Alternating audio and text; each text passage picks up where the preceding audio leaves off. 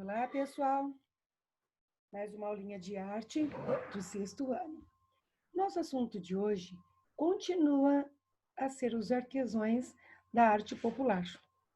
E eu vou apresentar para vocês alguns artesãos que são bem conhecidos e marcaram época. Vamos lá ver quem são. Assim como em outras partes do mundo, há resquícios de arte no Brasil desde a Idade da Pedra. Tempos depois, os indígenas surgem como os primeiros grandes artesãos brasileiros e até hoje, em nosso país, técnicas e materiais usados pelos nativos, como barro e palha, continuam sendo aproveitados. Com a chegada dos portugueses e outros europeus, além dos povos africanos trazidos como escravos, novas influências também chegaram, ajudando a moldar a arte brasileira.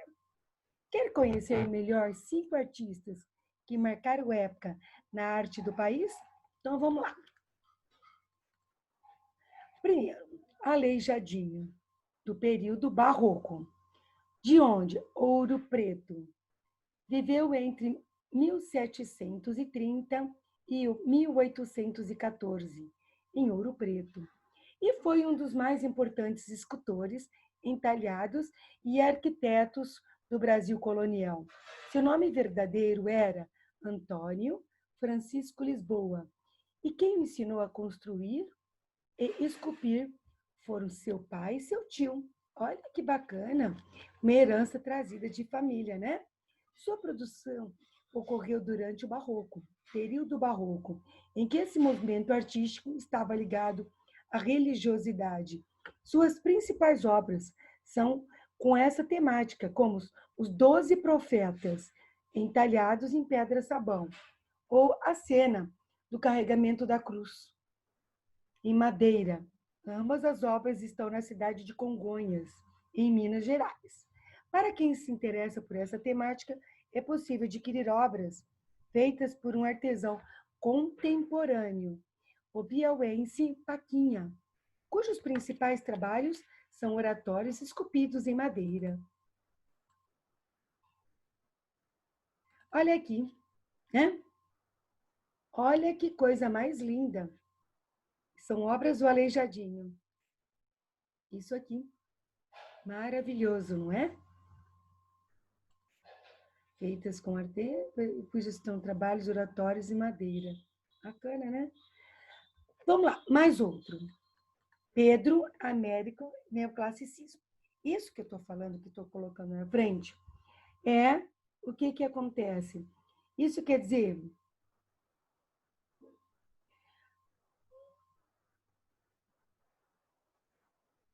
isso aqui é do período do classicismo.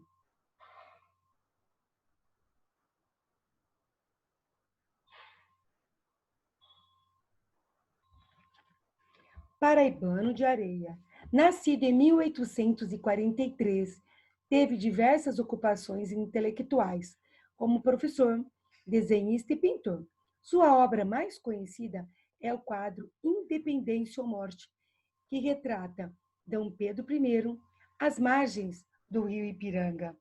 Quando declarou a independência do Brasil, sua carreira como pintor começou a deslanchar quando se mudou para o Rio de Janeiro e entrou na Academia Imperial de Belas Artes. Alguns anos depois, ganhou uma bolsa de estudos, conhecida por Dom Pedro II, para estudar arte na França.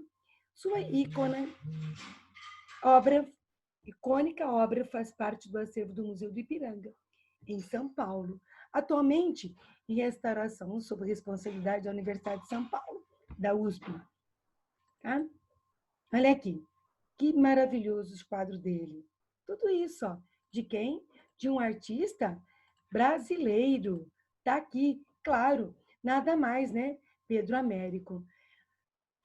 E, claro, nada mais do que ele retratar o que tem no Brasil mesmo, não é mesmo? Agora nós temos um que vocês conhecem muito bem. Tarsila no Amaral. Vamos lá.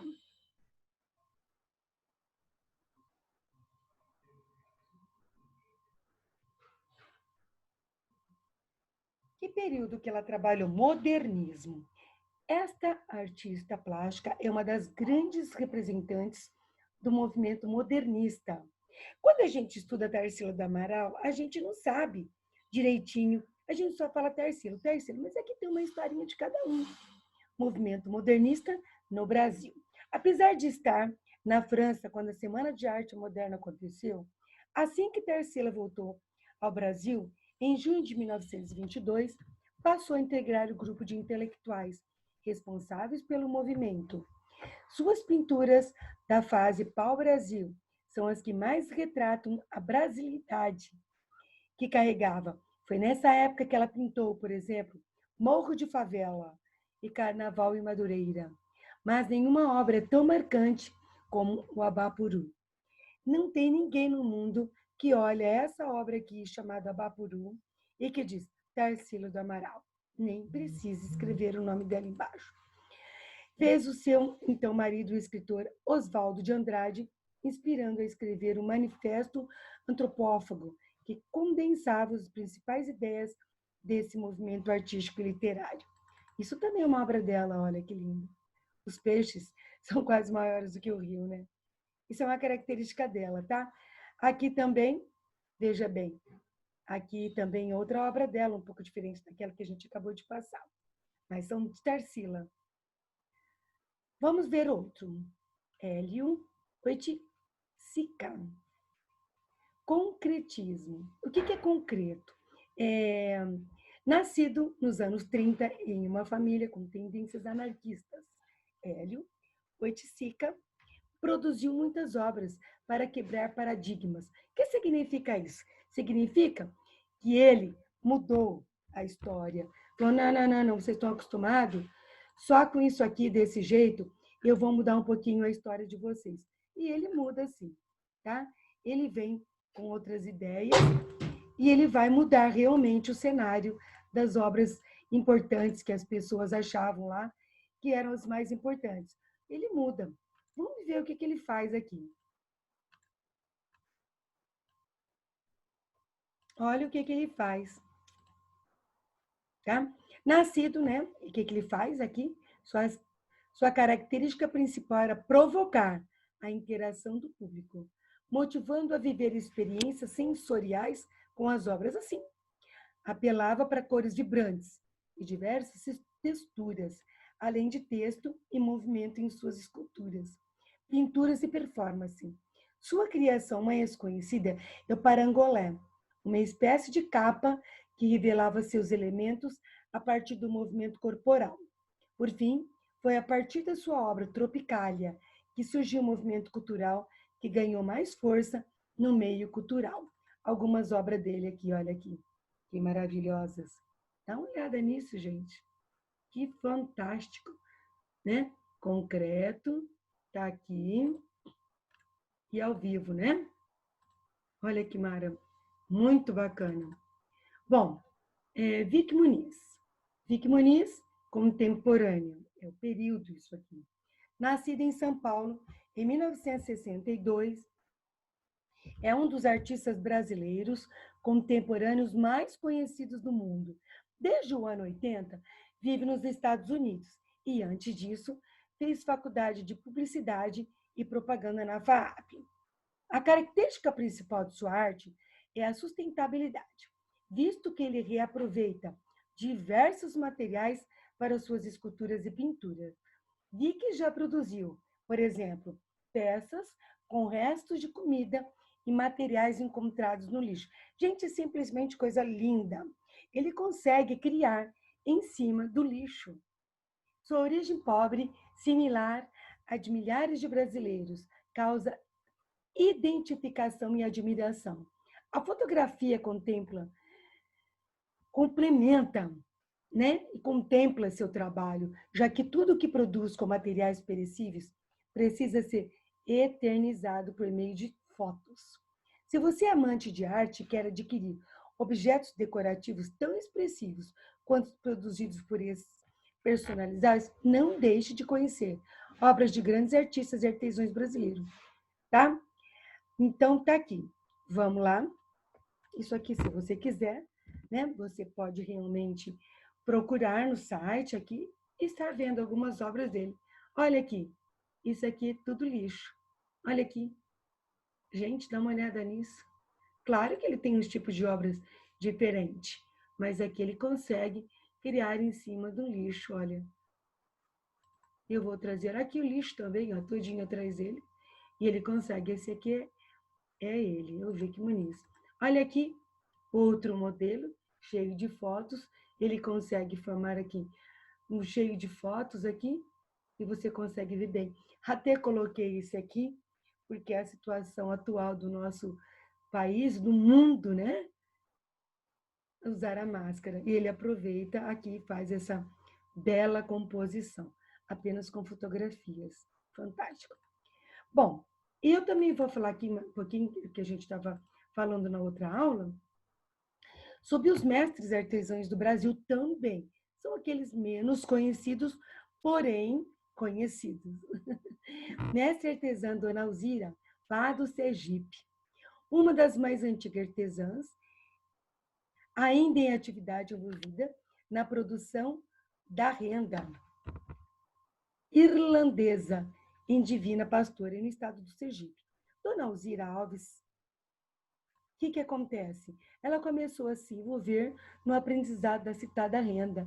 Gente, olha isso aqui, coisa mais linda. Por volta dos seus 10 anos de idade com sua tia, do lado paterno, Ercília Teodoro. Então, o que vocês começam a perceber? Começam a perceber que as heranças, né? Digo assim, isso é herança. Eles vêm trazendo, um vai ensinando o outro. Naquela época, as faculdades eram bem escassas, né? E eles vinham trazendo isso para a sobrevivência, né? Queria aprender. E nessa parte existia muita, assim, rendeira. Isso que é uma pena, isso vai acabando, porque as pessoas não estão se interessando mais. Sendo de família simples e pobre, sempre teve na renda irlandesa, desde sua juventude, seu meio de subsistência de sua família. Foi dessa necessidade que a fez ser uma mestra no risco da renda. A primeira etapa no processo das peças, que aprendeu com a sua tia Sinhá. Tenho aqui o mestre artesão José Garcia Pinto. José Garcia Pinto, 38 anos, artesão casado, pai de 5 filhos, nasceu na comunidade do Areal, pertencente ao município de São Gabriel da Cachoeira, lá no Amazonas. Herdou sua etnia Curupaco, uma linguagem Curipaco, uma linguagem própria com a qual se comunicava até a adolescência.